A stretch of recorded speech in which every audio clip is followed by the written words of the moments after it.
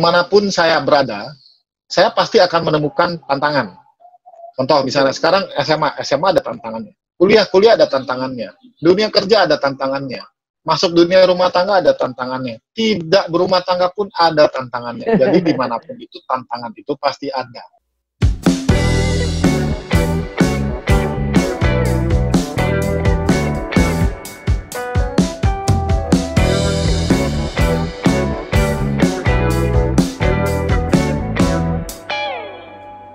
Terima kasih Bro Moming yang lebih dikenal ya Bro Moming, tapi sebenarnya Bapak Hendra Lim. Ya. Nama panggilannya Moming ya. Dari Moming, zaman ya. SMA, SMP panggilannya Moming. Berlanjut sampai sekarang ternyata. Moming, keren ya. Nah, terima kasih Bro Moming sudah hadir di Tantangan Hidup 4.0 ya, yang mana acara ini sangat bermanfaat bagi kita semua dalam masa-masa pandemi seperti ini ya. Dan kita pasti harapkan tayangan ini akan terus ya bermanfaat sampai waktu yang lama gitu. Nah, Bro Moming kali ini temanya millennials dan masa setelah COVID-19. Iya, jadi sangat tepat Bro Moming bisa hadir di sini ya, dan sangat-sangat berbahagia dan saya sangat beruntung bisa jadi hostnya Bro Moming pada hari ini. Ya, Bro Moming. Udah lama ya, ketemu Mami, ya. Udah lama nggak berjumpa di sini saya cukup terkejut nih ya. Bro Moming ternyata semakin mantap. Terima kasih banyak untuk doanya, untuk dukungannya. Semakin banyak berkah sepertinya ya. Nah, Bro Moming, kita akan gimana? Kita akan bincang-bincang santai aja nih ya Bro Moming. Pada saat seperti ini ya, saat pandemi, saat COVID-19 ini masih merajalela nih ya. Nah, banyak kaum milenials yang punya penyakit 3G ya. Gundah. Apa itu 3G? Gundah, gimana, galau. Seperti itu ya.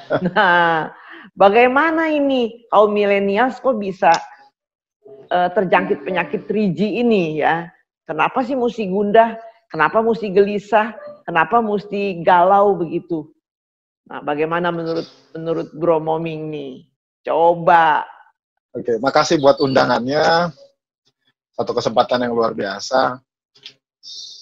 Buat teman-teman yang menonton diskusi ini adalah salah satu upaya supaya kita mempunyai input yang baik dalam kehidupan kita ya.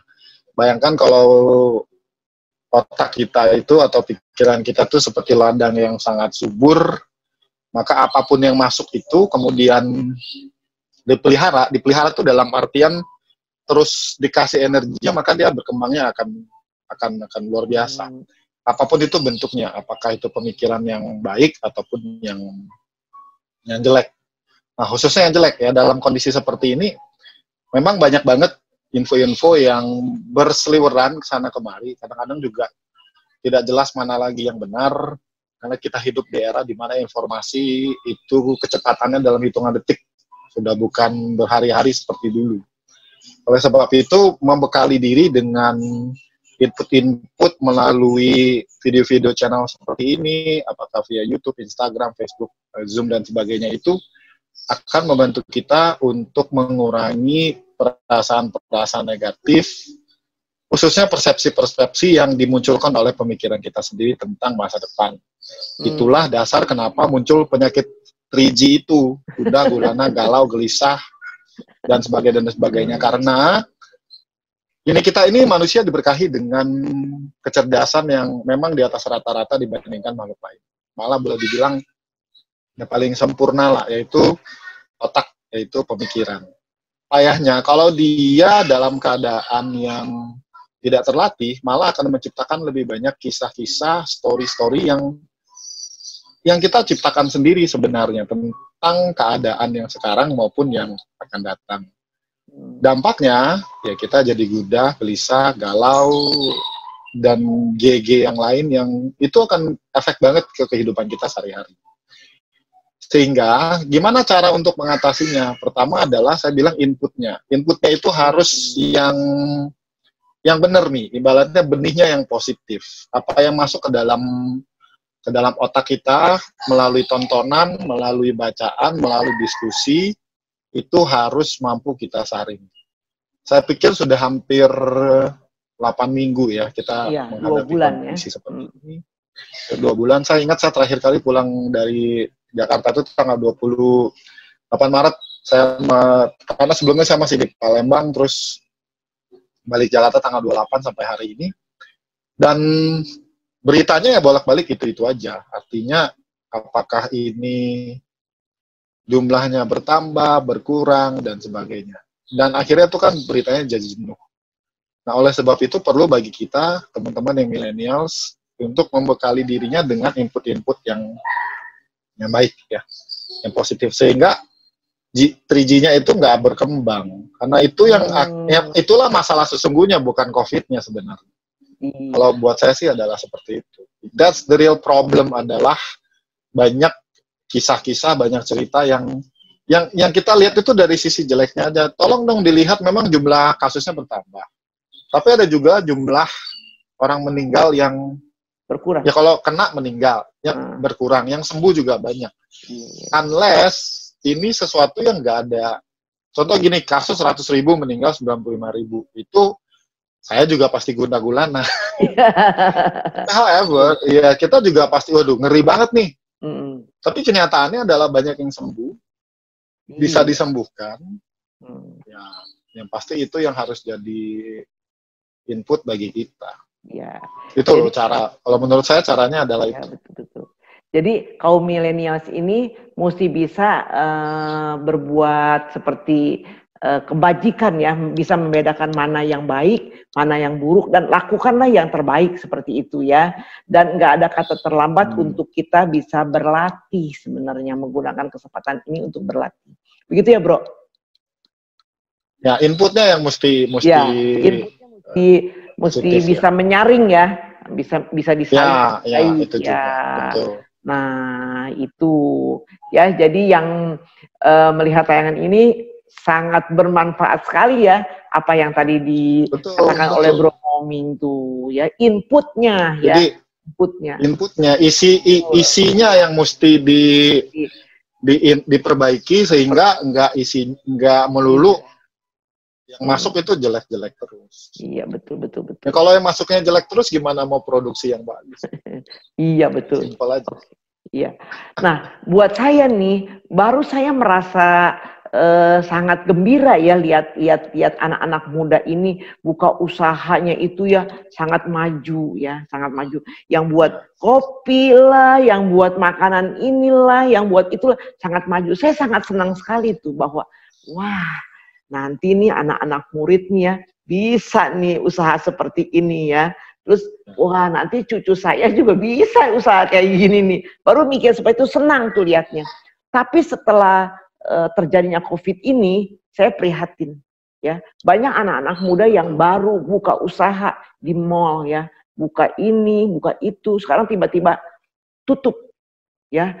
Baru beli franchise, baru juga bobok celengan mungkin ya, tabungan untuk buka usaha. Tiba-tiba, jangan-jangan ada juga yang modalnya boleh utang. Nah, bagaimana nih Bro Moming kita menyikapi situasi seperti ini nih? Kasihan juga nih anak-anak muda nih. Bagaimana sebaiknya ya? Ya, kondisi ini nih menyisakan kelompok yang tidak beruntung. Salah satunya adalah orang-orang yang punya usaha di mall-mall. Yang sebelumnya itu udah dihajar duluan sama e-commerce kan. Bagaimana retail itu berguguran karena e-commerce. Plus lagi nih, tambah lagi kondisi di mana baru buka usaha dan kemudian tutup. Kalau saya karena basicnya adalah pengamat, saya punya beberapa input sih buat teman-teman yang dalam kondisi seperti ini mengalami masalah yang menurut saya sangat berat ya.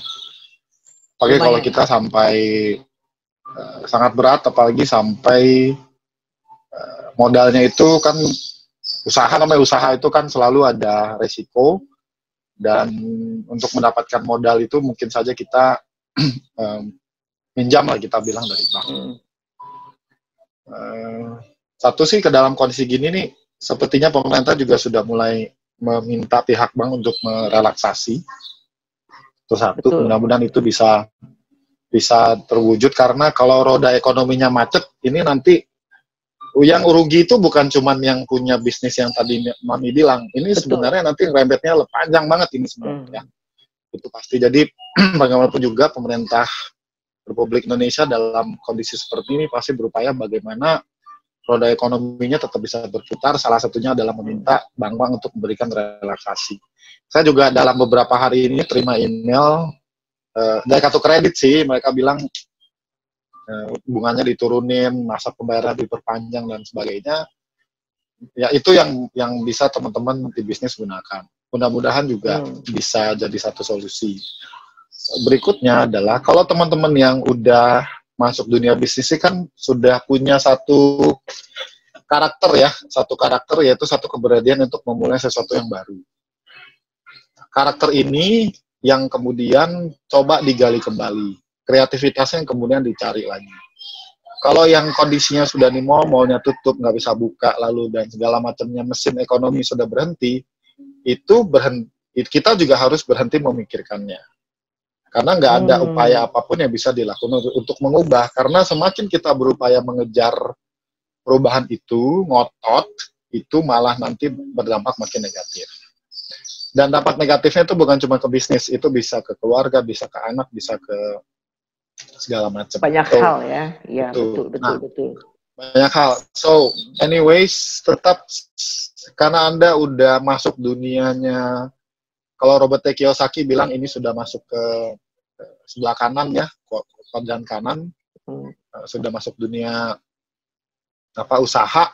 Nah, disinilah kita memang dituntut untuk mencari peluang, mencari celah-celah yang bisa dilakukan. Dan satu lagi, jauhi gengsi. Saya di tempat tinggal saya ini, saya sering ketemu ada satu orang yang sering banget nyebarin brosur dalam bentuk fotokopi. Jual beras lah, segala macam. Dan saya amazing, saya salut dengan itu. Betul. Saya juga melihat atau tahu orang yang di mana ada celah, di situ dia masuk. Tapi kalau kita bicara dalam konteks kehidupan, maka bisnisnya itu yang tidak berhubungan dengan hal-hal yang menyakiti makhluk hidup, itu juga perlu dipertimbangkan. Ya. So, creative mind-nya itu yang works. And ingat kata-kata James Gui, satu hari udah lama banget saya ikut seminarnya, dan dia mengatakan, problems is opportunity. Problem is opportunity. Jadi masalah adalah kesempatan. Kalau kita mampu melihat ada hal-hal yang kurang, ada gap, ada kesenjangan yang bisa kita isi, maka disinilah creative mind kita akan bekerja.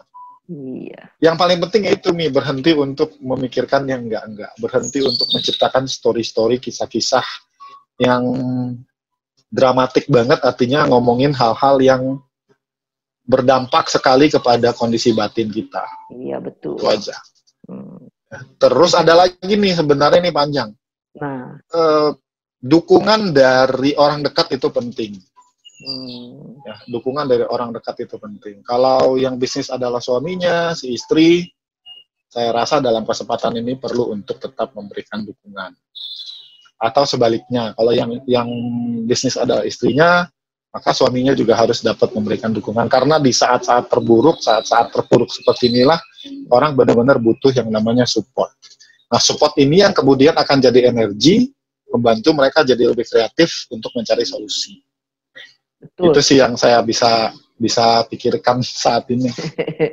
Bagus, terima kasih Bro Moming. Jadi kalau kita saling mendukung ya, saling mendukung itu tidak terjadi KDRT ya, tidak terjadi hal yang mengundang emosi antara sebuah keluarga. Betul Bro Moming, terima kasih banget. Sederhanakan dulu hidupnya. Kalau iya betul. Dan ngomong-ngomong sederhana hidup, berhentilah makan malam karena nggak butuh energi.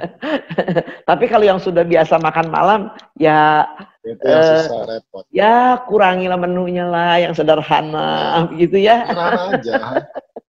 Iya betul Bro Moming. Wah, ini semakin seru nih kita ngobrol-ngobrol kita. Nah, kan yang bikin mati itu adalah gaya, bukan hidup. Karena banyak gaya jadi nggak bisa hidup. Udah kita matiin gayanya aja ya. Iya. Benar. Jadi sekali-sekali mati gaya kenapa sih gitu ya. Terus ada sering bilang, aduh lu jangan gengsi, ntar mati ketiban gengsi lo. Iya, nah betul. Gengsi itu yang jadi persoalan. Kalau perlu kita jual beras gengsi sekarang itu, ya. Yang misalnya tadinya buka butik, sekarang jualan anggur, jualan jeruk, jualan masker, jual es potong, yang notabene itu menghasilkan, jual durian, nggak perlu gengsi. Kenapa? Iya nggak apa-apa. Gengsi jual itu kolak, yang bikin jual asinan. Jual kolak. Kemarin saya ada satu temen yang posting dia jual kolor 2 biji. Whatever it is lah, yang penting dilakukan dengan segenap hati. Dan penting juga sih sebenarnya kita mesti berjiwa besar gitu ya, sepertinya ya menghadapi ini. Karena memang suasana seperti ini tidak ada pilihan, sebenarnya tidak ada pilihan lagi ya. Oke, Bro Moming. Nggak bisa ngapa-ngapain. Iya, udah terima dulu ya, terima dulu. Nah, seperti itu. Saya banyak banget travelingnya sudah cancel semua, tiket-tiketnya sudah pada refund. Ya udah, what can we do? Nothing. Iya. Iya, waktu masih ada sih sebenarnya, dan kita berharap masa seperti ini segera berakhir sih ya. Nah, tapi Bro Moming, lagi saya ini termasuk saya ini termasuk tipe yang kalau pembelajaran itu saya sebenarnya kalau live teaching seminar itu saya nggak gitu suka, karena saya tipe pembicara yang dua arah banget. Jadi kalau ngobrol, kalau seminar, kalau training itu feedback aura dari audiens tuh dapat, dan itu nggak bisa tergantikan dengan media seperti ini sebenarnya. Jadi beruntung ya saya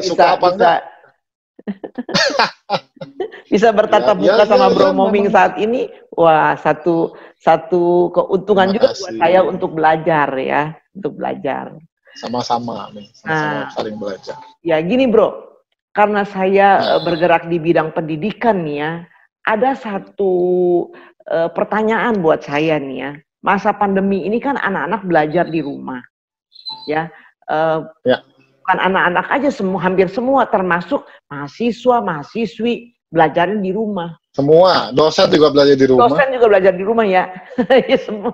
Nah, nanti setelah COVID-19 ini selesai, nah, apakah mungkin ada perubahan tatanan dalam belajar ya? Mungkin juga, udah nggak usah belajar datang ke sekolahan, di rumah aja. Bagaimana menurut Bro Moming? Tapi banyak anak-anak yang ngeluh begini Bro, Mami, aku rindu sama teman-teman. Aku rindu sama guru-guru. Aduh, aku rindu makan bersama. Itu yang anak-anak yang curhat ke saya ya, ada. Terus ada remaja juga yang begini.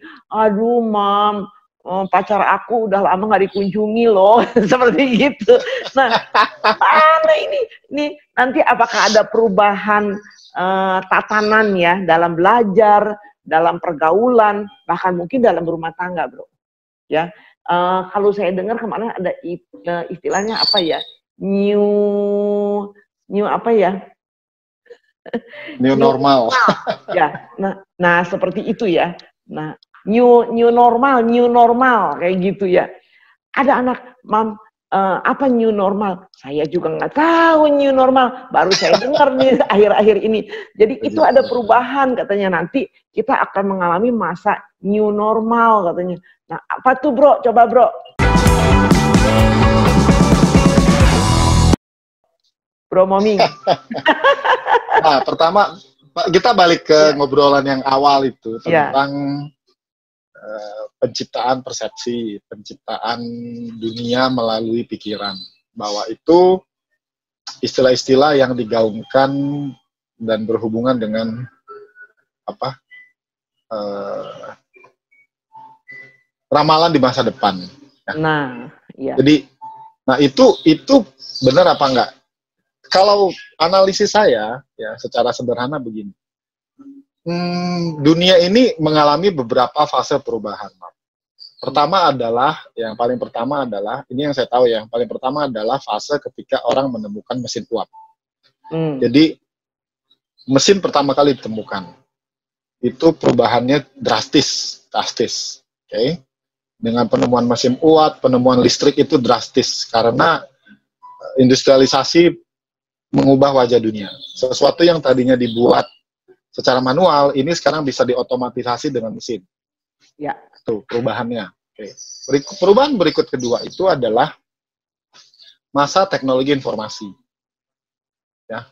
Saya kemarin nonton film judulnya Call of the Wild. Itu salah satu adegannya adalah bagaimana orang masih ingat tersurat pakai pos.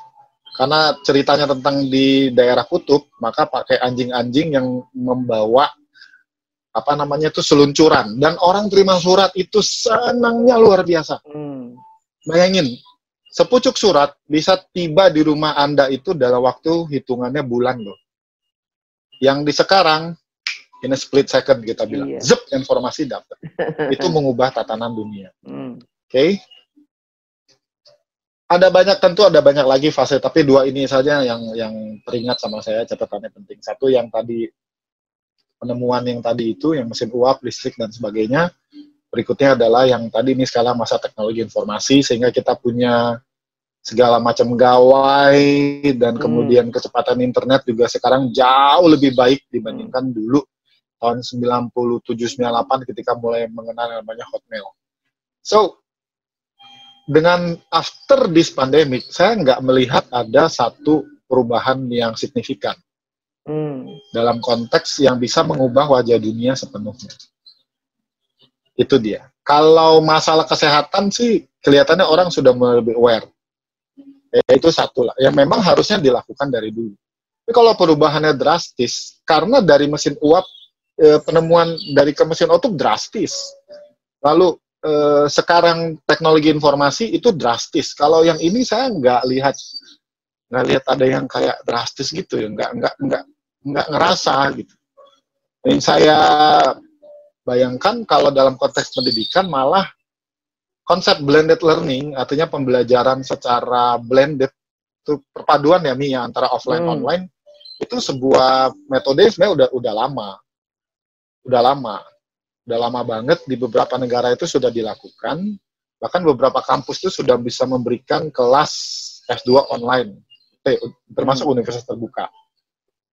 Yang dengan adanya teknologi informasi lengkap dengan segala macam ekosistem dan infrastrukturnya, itu malah bikin makin cepat. Betul, proses belajarnya cepat, tapi ada satu proses yang hilang, yaitu yang tadi, yang nggak bisa nongkrong di kantin, nggak bisa main bola, nggak bisa apalagi ngecengin kelas anak baru, ya kan. Kalau tahun ajaran baru kan kita sudah ngecengin anak baru, wes. Nah, ini kapten tim bola voli nih, gua nih dulu pelatih taekwondo nih, gua sekarang kamu cuman sepotong gambar di sebuah layar. Nah, yang kamu nggak bisa buktiin apa-apa, itu yang tidak dapat tergantikan. Kedua, guru-guru yang old generation itu mengalami kesulitan lah.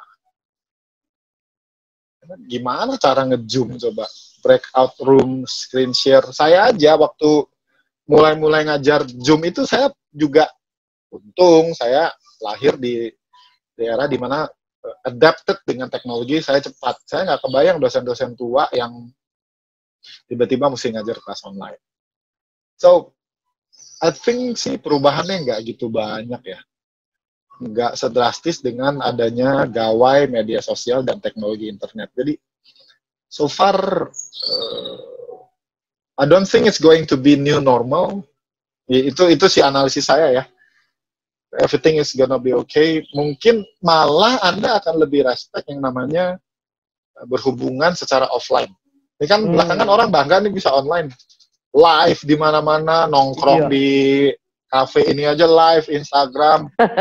Apa sekarang tuh lu begah, lu jenuh yang namanya live. Tiap kali buka IG muncul zap si ini live.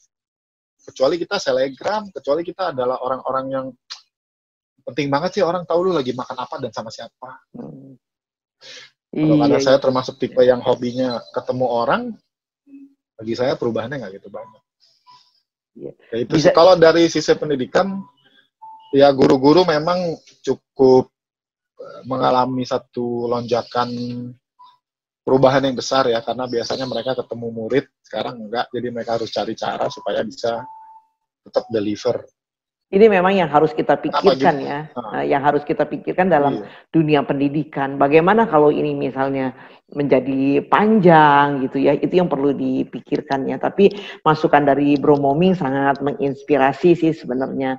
Cuman ada satu harapan buat kita ya, nanti ketika COVID-19 ini selesai, mungkin kita akan melepas kerinduan kita akan belajar ya. Pasti seperti itu. Yang belajar yang seperti ini aku merasa susah ya. Kayak gurunya juga beda gitu. Ketika nanti selesai bertemu gurunya, mereka akan sangat lebih mencintai gurunya gitu, mencintai sekolahnya dan mencintai keadaan yang baru ya. Sebenarnya keadaan lama tapi mereka merasa inilah keadaan baru gitu ya. Aduh, seperti itu ya. Kayak film Avenger itu loh, yang ngeblip yang 5 tahun kemudian orang-orang hilang kan. Kurang lebih sama. Aduh, saya juga sepertinya udah sangat rindu sekali sama anak-anak, kepingin sekali bertemu ya. Cuman jadi keadaan seperti ini sebenarnya ada juga buat saya yang berkah buat saya ya. Nah, saya jadi mau nggak mau bisa bertatap muka seperti ini. Saya bangga loh, bangga banget bisa tampil di sini ya bersama Bro Moming tapi pakai Zoom. Bangga banget ini saya, ya bangga sekali gitu bisa pakai IG ya, pakai Timelink, macam-macam. Yang nggak bisa saya jadi bisa. Nah, menurut Bro Moming ya, tadi kita sudah berbicara kaum milenials ya. Buat saya nih kaum old ya, bagaimana ini? Kaum kolonial namanya. Kolonial. Bagaimana ini? Wah, pada waktu ini mungkin nggak semua bisa. Saya juga seperti dipaksa gitu, dipaksa bisa gitu. Tapi untungnya ya saya berterima kasih pada teman-teman ya, ada Bro Elbes, ada Uncle Eddie yang terus menyemangati saya gitu. Tapi buat yang lain-lain yang lain lah gitu ya, yang kayaknya seperti aduh aku ini nggak bisa, wah kasihan juga gitu. Nah, kalau menurut Bro Moming, bagaimana nih yang harusnya nih, yang untuk kaum all seperti gini nih, kasarnya sih kaum yang gitu. Perubahan itu kan bisa by nature, bisa by force.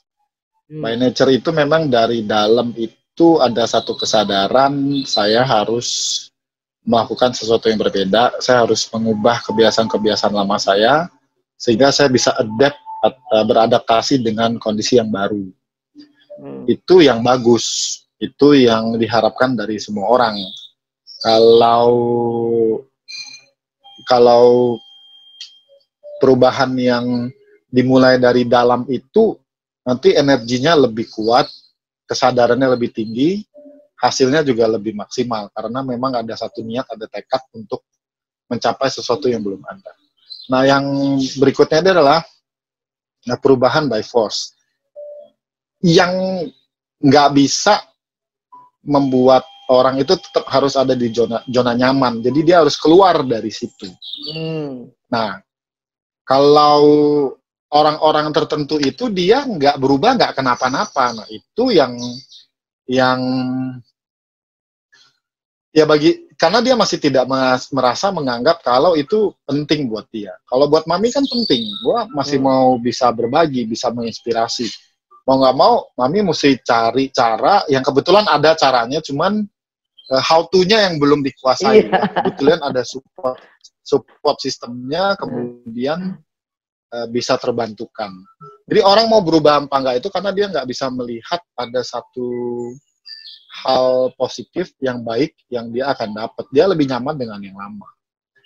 Bisa juga kalau kaum kolonial itu karena memang mereka sudah nggak mampu, sudah terlalu rumit gitu. Dunia bagi mereka sudah terlalu rumit dan mereka lebih peaceful, lebih damai hidup dengan SMS, hidup dengan telepon, atau cuman diajarin video call dengan cucunya, dia sudah happy. Ini udah mewah banget. Nah, udah happy buat sebagian orang tuh sampai di sana. Ya nggak apa-apa juga, cuman mesti juga teman-teman baik kolonial maupun milenial untuk mau punya satu harapan di masa depan, ya meskipun itu juga sebuah story saja, sebuah persepsi saja, memang kita harus menyiapkannya dari sekarang. Sehingga ketika perubahan itu sudah di depan mata, kita sudah ready. Nah, payahnya kita sering tidak melihat ada satu opportunity yang muncul, kesempatan yang muncul, ataupun ancaman yang datang. Akibatnya ya kayak begini. Akibatnya kayak gini. Misalnya gini, ada orang-orang, saya ingat satu film yang main Clint Eastwood, saya agak lupa judulnya, dia adalah pengusaha bunga yang sukses. Jadi 10 tahun yang lalu, orang sudah mulai buka e-commerce jualan bunga. Dia cuma nengok, dan dia bilang, internet. Dia geleng kepala. Dan 10 tahun kemudian toko dia tutup. Nah, ini yang kalau bahasa Inggrisnya, we don't see it coming. Nggak lihat dia datang. Nah, sebagian orang itu udah lihat, wah ini fenomenanya akan seperti ini. Film, ya in the end karena dia melihat, dia tidak melihat apa yang akan datang, dia lihat internet, dan waktu itu orang-orang sudah mulai jualan pakai e-commerce, dan dia tidak menganggap itu sebagai sebuah ancaman. Jadi dia nggak terima.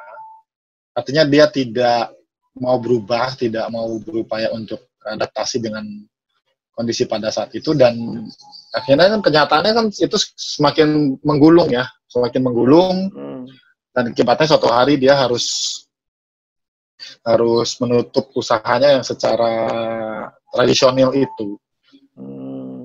Ya memang kondisi kita tuh nggak bisa ngelawan zaman ya, karena kalau kita nggak beradaptasi, kemudian yang terjadi malah kita yang jadi tergulung dengan kondisi yang ada. Nah, itu yang mau disampaikan, pesan itu yang juga menarik untuk kita tangkap maknanya. Kalau para kolonials, sorry bukan saya nggak respect, ini cuman istilah anak muda ya, menjelaskan milenial sama kolonials. Ada beberapa kolonials ada beberapa kolonials yang memang mereka punya satu keistimewaan, kecerdasannya itu menunjang ya, seperti Mami kecerdasannya menunjang, jadi bisa beradaptasi dengan cepat dengan teknologi pembelajaran jarak jauh seperti yang ada sekarang. Tapi ada juga kolonials yang mereka sudah like the oldies. Kita respect dengan itu. Mungkin juga mereka tidak berhubungan secara langsung. Artinya kalau mereka tidak beradaptasi juga nggak masalah. Kalau ibu saya beradaptasinya karena cucunya pada mulai tanya, ama beli handphone lah supaya kita bisa video call. Dan suatu hari dia pergi beli juga, dan dia itu pun dibantu oleh sepupu saya supaya bisa punya akun WhatsApp. Jadi dia bisa video call cucunya. Nah, itu kan adaptasi kan. Iya. Yang sederhana. Tapi kalau sampai ke bisnis dan sebagainya, ya beliau nggak seperti itu. Iya. Saya kira kayak gitu ya kalau kita sepertinya ke depan nih pendidikan IT ya mungkin menjadi salah satu syarat kewajiban yang penting ya, sudah, kewajiban dan penting menurut saya. Nah Bro, kalau mau mengkritisi pendidikan Indonesia ya memang hal-hal yang sebenarnya akan terpakai secara nyata langsung di lapangan itu yang malah porsinya yang kurang ya. Iya, iya ya. Mudah-mudahan nanti Ya, ke itu di luar depan ada nuansa baru di bidang pendidikan setelah pandemi COVID ini selesai. ya, Gitu ya Bro Moming ya. betul. Itu harapan kita Ya. semua. Nah, Bro Moming. Dan ini akan selesai kok. Iya, pastilah. Saya harapkan. Masalahnya nggak tahu kapan. Jangan dong, bulan Juni aja udah paling terakhir ya. Udah pada Udah mau sekolah ya bulan Juli. Iyalah, corona pada berangkat sana. Nah, Bro Moming, mendengar tadi pemaparan Bro Moming yang begitu syarat dengan pesan-pesan ya, itu begitu indahnya pesan-pesan. Sekarang di akhir penghujung acara nih, Bro Moming tolong dong sampaikan pesan-pesan khusus kepada milenials nih yang khusus gitu loh. Silahkan Bro. Pesan khusus gitu. Dimanapun. Nah, dimanapun, kapanpun, masanya, maksudnya dimanapun kamu tinggal, ya.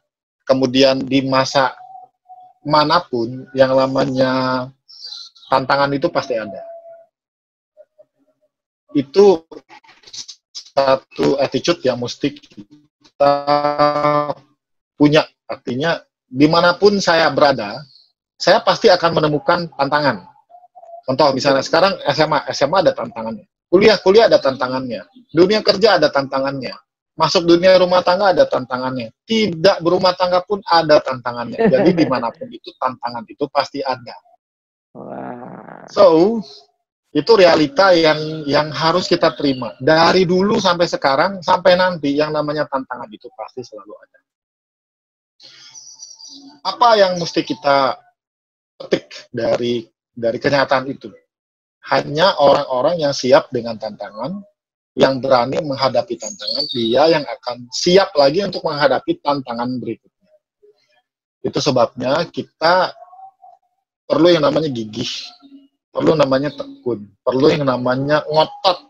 Ngotot bukan maksa ya, bukan ngotot yang maksa sesuatu supaya harus terjadi sesuai dengan keinginan kita, bukan. Tapi ngotot dalam pengertian gigih, kekeh, punya tekad dan determinasi yang kuat. Saya melihat orang-orang yang dalam kondisi seperti ini mencari jalan apapun dilakukan, yang seperti tadi kita bilang gengsinya itu dilepas dulu, malah boleh bilang dibuang jauh-jauh. Itulah orang-orang yang bisa menghadapi tantangan. Jadi tantangan dihadapi, kita makin kuat, makin besar. Ketika menghadapi tantangan yang lain, kita sudah semakin siap. Dimanapun teman, kapanpun, dalam fase kehidupan yang mana saja, di situ akan ada selalu yang namanya tantangan. Terima kasih Bro Moming. Terima kasih juga. Wah, ceritanya bagus sekali di akhir cerita tadi. Berarti judul dari tayangan ini gak salah ya Bro. Tantangan hidup. Nah, betul ya. Berarti di kapanpun, dimanapun kita menghadapi tantangan hidup. Betul. Ya, gak salah nih judul dari tayangan ini, tantangan hidup. Wah, bukan main. Terima kasih Bro Moming. Terima kasih Mami Aisyah. Sudah hadir dalam acara tantangan hidup ini ya. Wah, terima kasih. Ya. Salam sehat selalu, bahagia selalu, dan hadapi tantangan hidup ini dengan penuh semangat. Oke Bro Moming, terima kasih sudah menemani saya dalam acara ini. Lain kali kita berjumpa lagi ya, Anda hebat. Oke, terima kasih sekali lagi Bro Moming.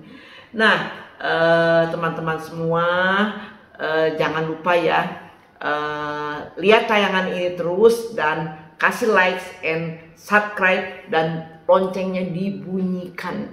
Seperti itu ya, agar kita bisa terus bertemu dalam acara tantangan hidup ini ya. Dan kita sudah punya beberapa tayangan yang menarik yang bisa kita sampaikan kepada teman-teman semua sebagai inspirasi dalam menghadapi tantangan hidup yang mungkin tidak akan pernah berakhir. Terus kita akan menghadapi tantangan hidup ini. Oke? Tantangan hidup, semangat terus.